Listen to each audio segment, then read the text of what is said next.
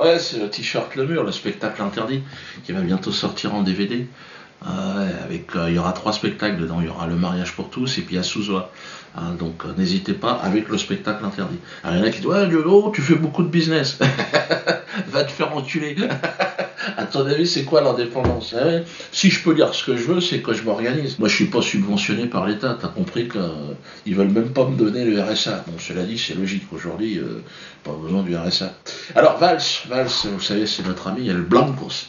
Ouais, le Premier ministre, on a fait une vidéo la dernière fois.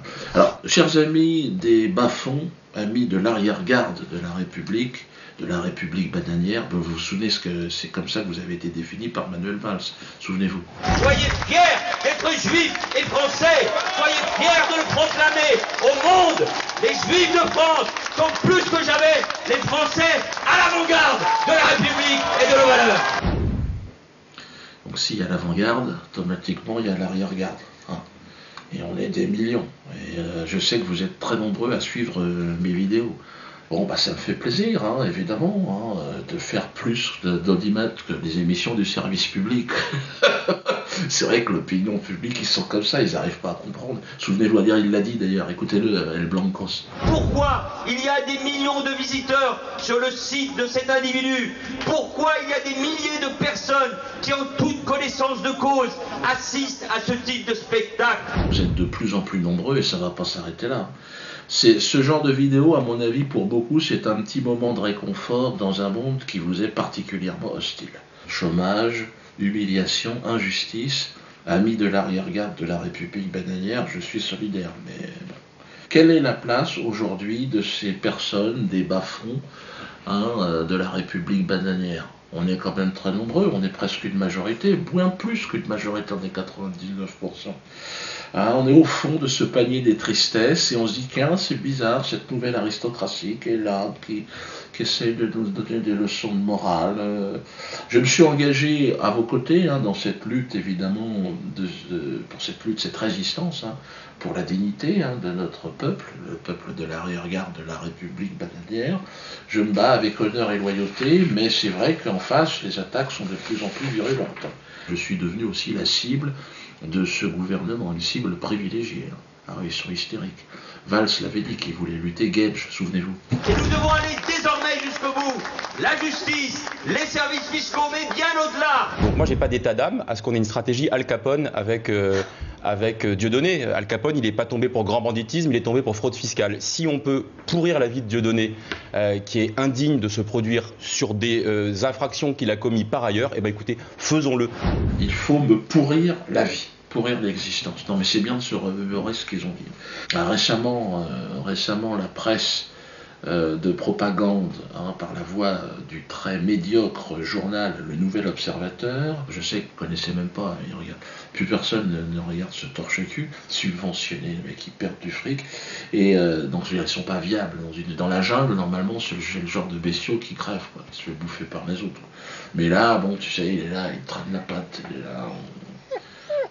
C'est dégueulasse même à regarder, quoi. Ils ont été très très explicites à mon endroit. Ils ont dit plus vite on en finira avec Dieudonné, plus vite on en finira avec la contamination des esprits. Il ne serait ni utile, ni juste, ni cohérent après l'avoir combattu en janvier, comme il se devait, évidemment, il fallait le faire, de renoncer 3 mois plus tard à poursuivre la lutte. Donc c'est un véritable combat, avec tout l'appareil d'État au service de cette guerre qui m'est déclarée. J'aimerais que vous le sachiez quand même. Ça a commencé d'ailleurs, et c'est pas moi qui ai dit le mot combat, c'est Manuel Valls. C'était à l'université d'été du Parti Socialiste, écoutez-le. Et ce combat, il va continuer. Quand un journaliste, Frédéric Aziza, se voit insulté, calomnié, sali sur Internet par celui, M. Soral notamment, qui a inspiré l'extrême droite, qui trouve de bien curieuses liaisons avec d'autres, je pense à Dieudonné. Cela veut bien dire que le combat n'est pas terminé et que nous allons le poursuivre parce qu'il en va de la République, de la liberté de la presse et de la démocratie. Donc voilà, c'est un combat qui est mené contre moi, avec tout l'appareil d'État au service de cette guerre déclarée. Bon, le Parti Socialiste a quasiment disparu, mais Manuel Valls est Premier ministre. Donc là c'est chaud. Dernière attaque en date, la société qui produit mes spectacles a reçu 20 lettres accusées de réception d'un organisme qui se nomme Centre National de la Chanson et des Variétés et du Jazz. Alors j'ai dit tiens super, ils nous envoient un DVD, un CD parce que j'aime le jazz. Ah, j'adore ça, bon, c'est mon truc quoi. Et je comprenais pas. Alors j'ai pris un des feuillets au hasard, et enfin ils sont tous comme ça. Et en fait non, c'est titre des recettes. Donc ils m'envoient des trucs. Alors j'ai dit merde, qu'est-ce que c'est que ce truc? Parce qu'ils me considèrent maintenant comme faisant partie de la variété, de la chanson et du jazz. Alors c'est bizarre. Parce que là, je comprends pas très bien. Donc là, ils disent que j'ai joué à l'Acropolis à Nice, et j'ai jamais joué là-bas, et ils disent vous avez fait tant de recettes et vous devez tant. Mais j'y étais pas. Ah, c'est pas grave. Ah merde. Ah, ouais. C'est un faux. Alors cet organisme, si vous voulez, qui est sous tutelle donc du ministère de la Culture, est chargé de prélever des taxes auprès de gens qui sont considérés comme des artistes de variété, de jazz et aussi de sketch. Bon, moi c'est compliqué parce que c'est pas vraiment des sketchs, il y a un fil conducteur. Donc nous on n'a jamais su comment se positionner par rapport à ça. Mais aujourd'hui ils voudraient me réintégrer dans la grande famille des artistes. C'est gentil. C'est gentil, Philippe Petty. Mais c'est bizarre parce que Philippe Petty, donc l'actuel ministre de la Culture, ne me considère pas comme un artiste. Regardez ce qu'elle raconte. Pour ma part, je considère que Dieudonné n'est plus aujourd'hui un artiste, ni même un humoriste. Il a franchi toutes les limites. Il se comporte comme un militant politique, un militant d'extrême droite, un militant négationniste. Ah, je comprends pas. Qu'est-ce qui se passe, Aurélie? Alors finalement, je suis un artiste. Quelque part, moi, ça m'intéresse de rentrer dans une case, si c'est possible. Mais il faut que j'ai un courrier signé d'Aurélie Philippe Petty. Je suis un artiste ou pas de jazz? Parce que là, on comprend rien à ce que vous faites. Et puis, Aurélie, c'est un organisme de tutelle. Ça, c'est un faux. C'est-à-dire que vous m'envoyez des faux officiels. Donc là, Aurélie, on va aller devant le juge. On va aller devant le juge, c'est obligatoire. Il va falloir que tu m'expliques ce que vous êtes en train de bricoler, là. J'ai pas été à Nice. Demande à Estrosi s'il veut que je vienne jouer à l'Acropolis. Demande-lui, tu vas voir. Il va te dire non, non, non, c'est pas un artiste. Ah oui, mais ça c'est pour les artistes. Oh, Aurélie, y a quelqu'un? Il n'y a personne, Aurélie Philippe Petty, rien du tout. Mais c'est vrai que c'est extrêmement étonnant. Voilà le type, si vous voulez, on se sert de tout ce qui peut exister, si vous voulez, pour faire pression de manière complètement illégale. D'ailleurs, mes avocats préparent une contre-attaque. Manu, tu vas la sentir. Tu vas la sentir. Profites-en bien, les petits fours et les coupes de champagne, là, parce qu'à un moment donné, même moi, j'ai dit non, c'est trop. Ah, c'est trop. En même temps, je leur ai dit, allez-y, évidemment. Mais là, à mon avis, ce qui va t'arriver dans la tronche, c'est quand même à côté, les comptes en Suisse, je crois que c'est rien du tout. Parce que là, on tient un petit truc, ça devrait quand même te plaire. Et surtout plaire à l'opposition. Je pense qu'ils devraient aimer se servir de ce qu'on va leur donner sur un plateau. C'est dans 2 semaines, 3 semaines. Je ne peux pas en dire plus parce que je laisse la primeur à mes avocats. Ils sont contents, ils sont surexcités. Quand ils pensent à toi, ils voient des choses importantes. Pour eux et pour moi aussi. Donc c'est très très bien comme ça. Alors, je pars en tournée, n'en déplaise évidemment à Manu, El Blancos. Bon, Manu, là ils sont de plus en plus nombreux. Tous les scores, à chaque fois qu'on va dans une ville, on n'avait jamais fait ça jusqu'à présent. Donc là on continue avec Le Havre, Rennes, Brest. Donc ça sera cette semaine, donc dépêchez-vous. Strasbourg la semaine prochaine, Mâcon, Saint-Étienne, Clermont-Ferrand. De toute façon tout va s'afficher, dépêchez-vous. Lyon, alors évidemment, alors la sortie de la BD aussi. Je vous l'avais promis la semaine dernière, elle est là. Ça fait un bout de temps que vous l'attendez. Cette BD, je l'ai écrit avec Alain Soral et Zéon, et c'est le tome 2. Au-dessus c'est le soleil, au-dessus il n'y a personne. Donc celle-là aussi, profitez-en tant que c'est encore autorisé, parce qu'à mon avis, ils vont essayer d'interdire cette BD aussi. Tout ce que je vous propose est interdit, sachez-le. Ce t-shirt, c'est interdit. Ce t-shirt, le mur. Spectacle interdit 3 fois par le Conseil d'État. Donc, ce sont des pièces uniques, des pièces de collection quasiment. Donc même les collectionneurs, même ceux qui ne m'aiment pas, investissez là-dedans. Une pièce comme ça, sur le marché noir dans 20 ans, c'est 14 000 euros. 14 000. Une BD comme ça, 150 000 euros. Diodo, il faut qu'elle soit signée. C'est vrai qu'il faut qu'elle soit dédicacée. Donc démerdez-vous pour les faire dédicacer. Sinon, elles sont pas authentifiées. Moi, je vais faire vendeur d'art. De toute façon, demandez à Philippe Petit. De toute façon, elle vous a dit, je ne suis plus un artiste. Je suis aujourd'hui un vendeur d'art. Au niveau politique, ça bouge aussi pas mal. Hein, au niveau politique, il y a des gens... Ah ben, évidemment, en Belgique. En Belgique, Laurent Louis, vous le connaissez quand même. Laurent Louis. Ah là là les amis, qu'est-ce qu'ils nous en font baver ces politiciens depuis des années. Qu'est-ce qu'ils prennent un malin plaisir à se foutre de notre gueule à longueur de temps. Ça fait des années qu'ils nous mentent, ça fait des années qu'ils nous promettent monts et merveilles, et à part des emmerdes et des taxes, on ne voit rien venir. Alors il est temps aujourd'hui de leur mettre une belle quenelle, je pense que c'est très important. Nous en avons tous marre de la politique actuellement. On a envie de politiciens qui nous représentent, de personnes qui apportent des solutions plutôt que toujours venir avec des problèmes. Alors, le 25 mai, il sera temps, en France et en Belgique, le moment sera venu de leur mettre une belle quenelle, très important. Il faudra tous se mettre à l'heure de la quenelle le 25 mai, tant aux élections européennes que fédérales et que régionales, surtout en Belgique. J'espère qu'en France, bientôt, un mouvement Debout les Français pourra se lever également. Alors, il y a une spécialité qui a pris beaucoup d'ampleur en France, c'est la quenelle. Cette quenelle, nous avons aussi essayé de la mettre à la sauce belge, avec pas mal de succès. Et c'est pour ça donc qu'à Bruxelles, moi je vous invite à soutenir un maître quenellier qui se présente comme tête de liste à la région, c'est Arnaud Tellier. Viens Arnaud, viens. Maître quenellier. Bonjour à tous.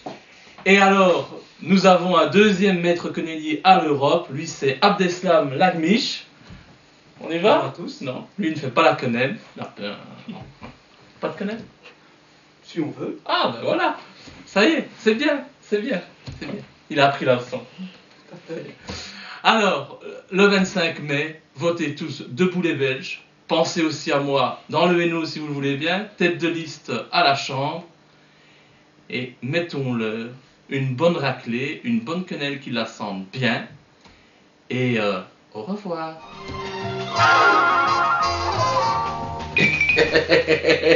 Sacré Laurent. Bon, ben ouais, c'est vrai que c'est intéressant, hein, ça bouge un petit peu partout. Laurent, vous l'avez vu, ce qui était extraordinaire, j'avais aimé ce passage, notamment à l'Assemblée, où il est monté, il a parlé, enfin, regardez. Merci monsieur le pédophile, le Premier ministre, pardon. Ça suffit maintenant. Ça suffit, monsieur Louis. Je vous remercie, il me reste juste une chose à faire, et je crois que le Parlement le mérite bien, c'est ceci. Je pense que le système en a bien besoin. Qu'est-ce qu'une quenelle? C'est évidemment quenelle dans le fion du système. C'est un geste anti-système, hein, comme l'a très bien précisé d'ailleurs Anelka, Anelka et les autres. Anelka, je te salue, mon frère. Tu es évidemment le bienvenu le 21 au bal des quenelles. Anelka sera là. En tout cas, il est invité, mais il y en aura plein. On m'envoie aussi énormément d'humoristes. Maintenant, c'est le passage obligatoire. Crash à la gueule de Diodo, tu seras invité sur France 2, sur TF1, sur toutes les merdes de télé, toutes les émissions de merde, putain. Les jeunes humoristes, ne faites pas d'émissions de télé, jouez sur scène dans des petits théâtres devant 2, 3, 20 personnes, mais ne cherchez pas à faire ça, regardez. Ils sont en train de vous presser comme des citrons, comme de la merde. Tous ceux qui font de la télé, regarde comment ils finissent, regardez. Tu fais du cinéma après, c'est la même merde, c'est la merde, tout ça. Ne faites pas ça. Parce qu'il y a beaucoup qui disent qu'est-ce qu'il faut faire pour faire humoriste? Déjà, fais marrer tes potes, et puis après, doucement, essaye de t'organiser, 3, 4, 20 personnes, mais surtout pas la télévision. Donc là, j'ai décidé de répondre à ces jeunes crétins, humoristes, mais par l'intermédiaire donc de mon neveu. Il s'est spécialisé là-dedans, c'est de son âge, donc il va répondre à tous ces humoristes. Moi, j'ai autre chose à foutre, franchement, parce qu'il y en a plein, ils veulent me parler, mais je les connais pas, je sais même pas ce qu'ils font. Donc, je sais plus, il y a, comment il s'appelle l'autre, Maserati là, et puis je sais pas quoi, enfin, on s'en fout. Donc là il va répondre à tous ces gens-là. Bah écoutez, je vous laisse parce que c'est pas le tout, mais quand même du boulot. Non, faut plus toucher. Les productions de la haine, bonjour. Jérémy Ferrari. Non, je me moque pas, non, je me moque pas. Puis tu sais, moi, quand toi et tonton, je suis plus objectif. En tout cas, je voulais dire, ton nom là, ça va pas du tout. Et non.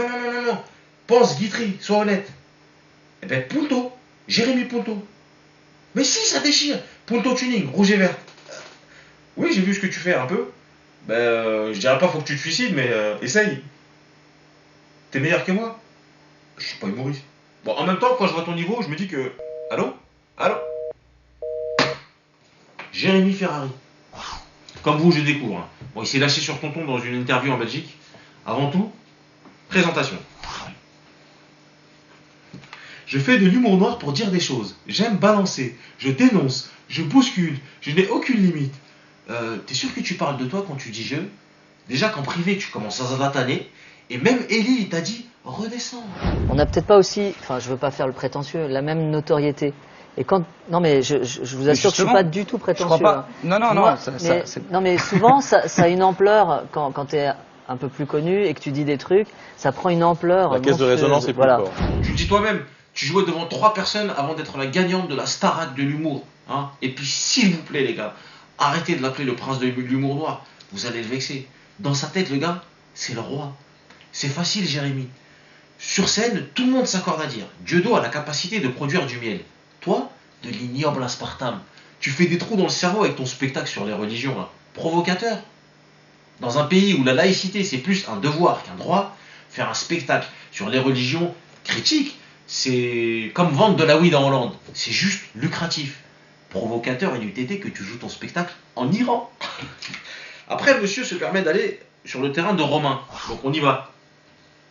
Quand Dieudonné se sert d'un enfant cancéreux, malheureusement décédé depuis, qui fait une quenelle pour faire sa promotion et faire sa pub, c'est à vomir. Mais qu'est-ce que tu racontes?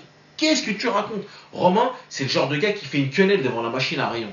Hein, ça, c'est une pleurniche qui n'est pas digne de lui. Hein. Et en plus, Dieudo, il lui a dédié Métastase de son vivant. Je sais pas si je vois le délire.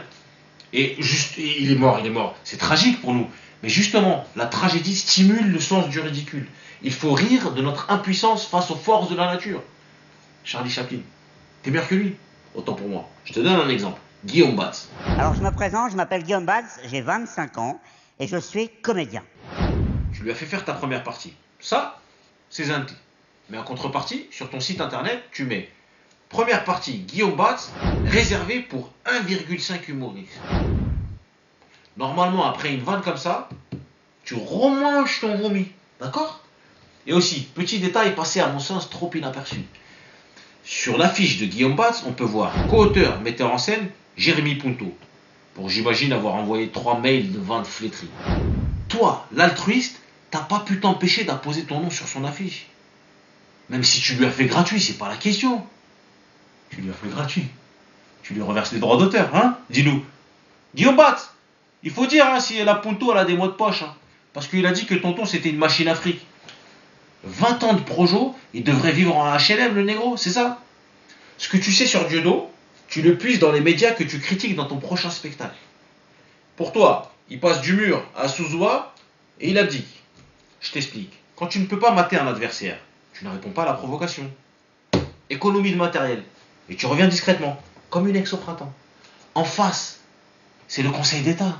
C'est pas Catherine Barma, ok? Selon toi, il aurait sali la liberté d'expression. Il a perdu ton admiration et son statut d'humoriste. Bon, le statut d'humoriste, on essaie de gérer. Par contre, ton admiration, ici à la prod, c'est ambiance France Télécom. Il dit non, dis donc. T'es pas un ouf, toi. Hein, franchement. Bon, j'arrête parce que je crains les représailles. Nous, il y a les dieudonnistes en colère. Lui, c'est les Ferrarettes enragés. Bon, plus ou moins, il est l'agent commercial des Ferrarettes. Ma mère est très fan de Claude François et je sais pas, c'est parti comme ça sur une déconne avec les Claudettes et tout ça. Et puis il y a un groupe qui s'est créé un petit peu au départ en se marrant qui s'appelait les Ferrarettes. Au départ c'était pour me faire sourire. Et puis ce groupe a grandi, a grossi. Puis Saint-Ouen, je crois qu'elles sont 1000 ou 1500. Et partout où je vais, il y a toujours des Ferrarettes quelque part, machin, qui observent, qui épient et qui sont. C'est hyper touchant et voilà, c'est assez rigolo. Franchement, Jérémy Ferrari, il est trop beau quoi. Donc les filles, si vous voulez venir à l'association, c'est 180 € par mois. Et vous pouvez ne bénéficier pour la Ferra Night. Et ça veut dire que Jérémy Ferrari sera devant un miroir pendant 24 heures. Il met ce spectacle en boucle. Et puis ben, nous, on est loin derrière. Et puis bon, ben, si vous avez la chance, si vous êtes une belle femme comme moi, je ressemble à Beyoncé. Ben peut-être... Bon, c'est pas vraiment... C'est plus... Mais il fait le nose fucking. Bon, après la Punto elle embraye sur Ruquier,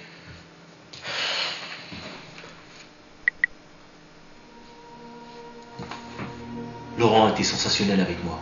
Il s'est battu pour que je puisse dire ce que j'avais à dire. Il m'a défendu, il m'a aidé, il m'a conseillé, il m'a fait grandir. Je lui serai éternellement reconnaissant. Je suis revenu vers lui parce que je ne peux rien lui refuser. T'es sûr? Mais s'il te propose de taffer l'oignon avec un concombre, hein? Il te fait un didgeridoo? Bon, commencez pas les gars, je suis pas homophobe. J'ai un pantalon rouge. Donc voilà, automatiquement, je suis ouvert. Aide d'esprit, hein. Bon, j'ai mes ripuntos là. Même avec moi, les clashs, j'oublie ça. C'est le printemps, moi j'ai de l'ouvrage au potager. Personne ne veut te parler ici, d'accord? Et puis apparemment, t'es ceinture noire en truc de chinois. Donc, ring, tatami, oublie ça. Combat drôle. Si t'es chaud, mon copain, je t'enfonce une dent dans l'œil. Infection. Le chicot de prolo, c'est plus méchant qu'une grève de moelle.